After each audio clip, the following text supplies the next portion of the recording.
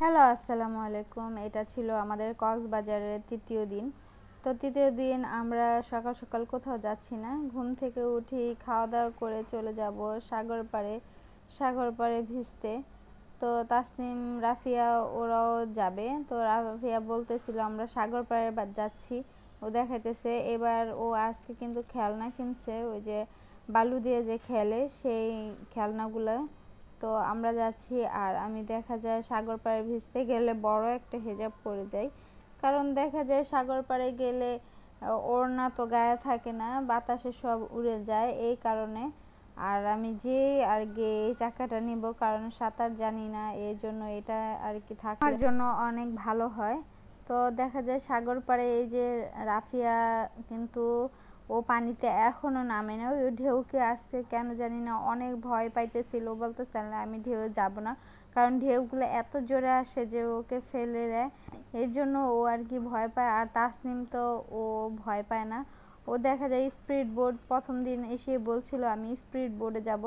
তো আমরা বলছিলাম আজকে ভিজো, তোমাকে পরে আর কি স্পিড বোটে উঠাবো। তো ও কিন্তু স্পিড বোটে উঠছিল, আর আমি এই যে দেখাচ্ছিলাম আজকে কিন্তু ঝলমলে রোদ, আর হলো পানিগুলা কেমন দেখা যাচ্ছে, খুবই ভালো লাগতেছিল ঝলমলে রোদে। আমরা কিন্তু আসার পরে এরকম ঝলমলে রোদ পাই নাই, তো দেখা যায় আজকেই পেলাম রোদ্রে। তো আমাদের অবস্থা এই দিনে অনেক খারাপ হয়ে গেছিলো, মানে কি বলবো, এত রোদ ছিল। আর আমরা তো পানিতে নামলেই দেখা যায় উঠতে চাই না, 3-4 ঘন্টা পার হয়ে যায় কিন্তু আমরা উঠতে চাই না। ওই যে তাসনিম কিন্তু এখন ওর স্পিড বোট চলে গেছে, আর ও তো খুবই খুশি দেখতেছিলাম, আমাকে বলছিল যেতে, কিন্তু আমার এত ভয় লাগে তো আমি উঠি নাই।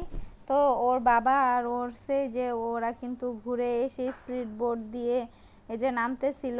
তো আমি দেখা যায় যে ওয়াটারপ্রুফ ব্যাগে মোবাইলটা নিয়েছিলাম, এই কারণে ঘোলা ঘোলা আসতেছিল। তাও ভালো, মোবাইলে তো আর পানি ঢুকে নেয়, পানির মধ্যে থেকেও কিন্তু অনেক ছবি তুলছি। আর এই যে তাসনিম দৌড়া দৌড়া আসতেছে, কারণ ওর কাছে অনেক ভালো লাগছে। তো ও অনেক খুশি, কারণ ও স্পিড বোর্ডে উঠতে পারছে এই কারণে। আর আমি দেখাইতেছিলাম চারপাশটা এত মানুষ যে কি বলবো, আমি জানি না আমার ক্যামেরায় আর কি কেমন আসতেছে, অনেক মানুষ কিন্তু ছিল আশেপাশে। তো দেখা যায় এই যে আমার চাকাটা, এই চাকাটা কিন্তু আমি বসে থাকি বেশিরভাগ, ওরা দুই বোন চাকাটা কমই নেয়, আমিই নিই, আমি বসে থাকি। আর এই যে ঢেউগুলা এসে কিন্তু চাকাটা দেখা যায় উল্টে পাল্টে ফেলে দেয়, আর এই যে ওর বাবা এই চাকাটা রশিটা ধরে রাখে। আমি তো কয়েকবার এই চাকা দিয়ে উল্টে পাল্টে পড়ে নাকে মুখে পানি গেছে আমার, এমন অবস্থা হয়েছিল, এর জন্য চাকাটা ধরে রাখে। তারপর দেখা যায় তাসনিম, রাফিয়াও কিন্তু পানিতে নেমে আসছে, ও যেহেতু প্রথম আসতে চায় না, এর পরবর্তীতে ওকে অনেক খেলাখুলা দেখায় যে নিয়ে আসছি। ও আমাকে বালু দিয়ে পুরে মাখাইতেছিল, তো আমি কি করব, আমি বললাম আমাকে পেডিকিউ ম্যানিকিউ করে দিচ্ছে আমার দুই মেয়ে, মানে এমন অবস্থা আর কি, হাসতেছিলাম। আমাদের কিন্তু রৌদ্রে চেহারা পুরোপুরি পুড়ে গেছে এই সাগর পাড়ে এসেই। আর দেখা যায় এই যে আমাকে বালু দিয়ে পুরো মাখামাখি করতেছিল দুই বোন। রাফিয়া কিন্তু এই যে একাই তারপর সাহস পেল ও আমাদের কাছ থেকে হাঁটার, ও কিন্তু সাহস পাইতেছিল না, ও কিন্তু অনেক ভয় পেতেছিল, এই জন্য কুঁজা হয়ে আসছিল। আর এই যে ঢেউগুলা কিন্তু ওই পাশেতে আসছিল, কিন্তু ওই পাশে ছিল না। তাসনিম তো ওই ঢেউয়ের এখানে যাইতে খুবই আনন্দ পায়, কিন্তু আমি বারবার ওকে ডেকে নিয়ে আসি, আমার কাছে ভয় লাগে যদি ঢেউ আবার টান দিয়ে নিয়ে যায়, এই জন্য ওকে আমি ডাক দিয়ে বারবার নিয়ে আসি। এরপর ওরা দুই বোন দেখা যায় ওর বাবার সাথে খেলতেছিল, ওর বাবাকে আবার বালু দিয়ে মাখাইতেছিল। আমার যে ওয়াটারপ্রুফ ব্যাগটা ছিল এটা কেমন জানি ঘোলা ঘোলা হয়ে যাচ্ছিল, এই কারণে আর কি সব ভিডিওগুলো ঘোলা ঘোলা আসতেছিল। তো অতটুকু ভিডিও করলাম। এরপরে দেখা যায় আমাদের ক্ষুধা লাগছিল, আমরা চলে আসলাম আমাদের হোটেলের পাশে যে পড়শি হোটেলটা ছিল সেখানে। তো এখানে খাবারটা মোটামুটি ভালোই ছিল, আর প্রত্যেক খাবারের সাথে আমাদের ডাল তো থাকতেই হবে, কারণ রাফিয়া ডাল ছাড়া খেতে পারে না।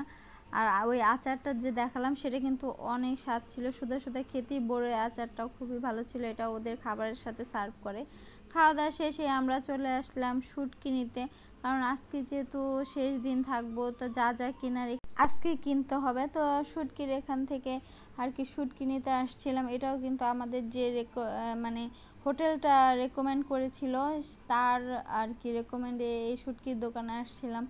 শুটকি কিন্তু 4-5 পদের শুটকি নিয়েছিলাম, তো দেখা যায় আমরা প্রথম যে শুটকি নিয়েছিলাম আবার কিন্তু রাত 10টায় এসে আবারও শুটকি নিতে হয়েছিল, কারণ আমি একটা প্রকার শুটকি নিতে ভুলেই গেছিলাম।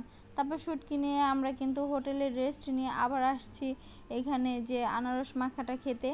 তো আনারস মাখাটা খাবো, এরপর দেখা যায় যে দেখাইতেছিলাম ট্যাং ফলটা গতকাল যে খেয়েছিলাম 50 টাকা করে ছিল, এর পরের দিন এটা 80 টাকা, একদিনে 30 টাকা বেড়ে গেছে। তারপর তাসনিম রাফিয়াকে দেখা যায় হোটেলে রেখে আসছি, কারণ ওরা সারাদিন অনেক পানিতে ঝাপাঝাপি করার পর খাওয়া দাওয়া, তারপরে যে ঘোরাফেরার পরে ওরা কিন্তু খুবই ক্লান্ত হয়ে গেছে। রাফিয়া তো পুরোপুরি ঘুমিয়ে গেছিলো। আমি আর তাসনিমের বাবা চলে আসলাম এই যে সি ফুড ভাজা খেতে।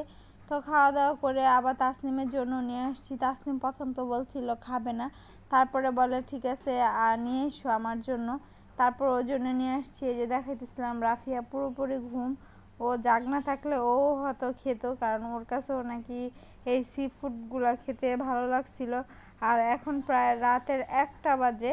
আমি দেখাইতেছিলাম এই যে রাতের 1টা বাজে যে বিচের যে অবস্থাটা, সবাই কিন্তু এখনও কিন্তু হাঁটাহাঁটি করতেছিল, বিচে সবাই ঘোরাফেরা করতেছিল, এটাই আর কি দেখাচ্ছিলাম। ওইখান দিয়ে দেখা যায় রাফিয়া ও ঘুমাচ্ছে আর তাসনিমের বাবা আবার খাওয়া দাওয়া শুরু করলো। এই যে ওরা খাওয়া দাওয়া করতেছিল, আমি ভিডিও করতেছিলাম। আর আমার হাজব্যান্ডকে আমি বলতেছিলাম আজকে কিন্তু সারা রাত আমি বিচের ওখানে থাকবো। তো ওনার ঘুম পাচ্ছিল, কিন্তু তাও আমার কথা আসলো, কারণ পরের দিনে আমরা ঢাকার উদ্দেশ্যে চলে যাব। এরপরে আবার কবে না কবে আসি তার ঠিক নাই। এর জন্য আমরা আজকে ভাবলাম সারা রাত জেগে থাকবো, বিচের ওখানে থাকবো, কারণ যেহেতু বিচের পাশেই আমার রুমটা ছিল, যে আমরা রুমটা নিয়েছিলাম।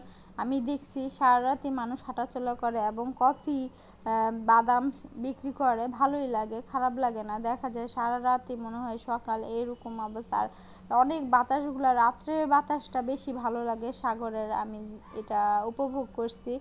তো আমাদের নিচতলার যে রেস্টুরেন্টটা ছিল সেটা কিন্তু বন্ধ হয়ে গেছে, রাতে 2টায় বন্ধ হয়ে যায় আমি দেখলাম। তারপর আমরা হাঁটতে হাঁটতে সাগরে এখানে গেলাম। তারপর তো আমি রাতে 4টার তো ভিডিও করেছিলাম, সেটা আমি এখানে অ্যাড করি নাই। এই যে দেখা যায় সারা রাতে আলো লাইটিং থাকে।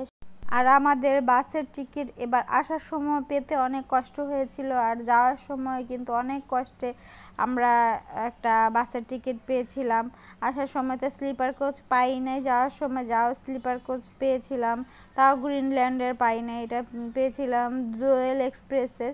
তো মোটামুটি ভালোই ছিল। 2টা নিয়েছিলাম, এই যে ডবল বেডের একটা নিয়েছিলাম আর সিঙ্গেল একটা উপর দিকে নিয়েছিলাম পাশেই। তো দেখা যায় আসার থেকে যাওয়ারটাই আর কি ভালো ছিল আমার কাছে মনে হয়, যে শুয়ে বসে যেভাবে মন চায় সেভাবে আর কি যাওয়া যায় এবং তাড়াতাড়ি সময়টা কেটে যায়। আসার সময় তো রাত্রে আসছিলাম ঘুমায় ঘুমায়, যাওয়ার সময় আমি এতটা ঘুমাই নাই। তো এতটুকুই ছিল আজকের ভিডিও। আল্লাহ হাফেজ।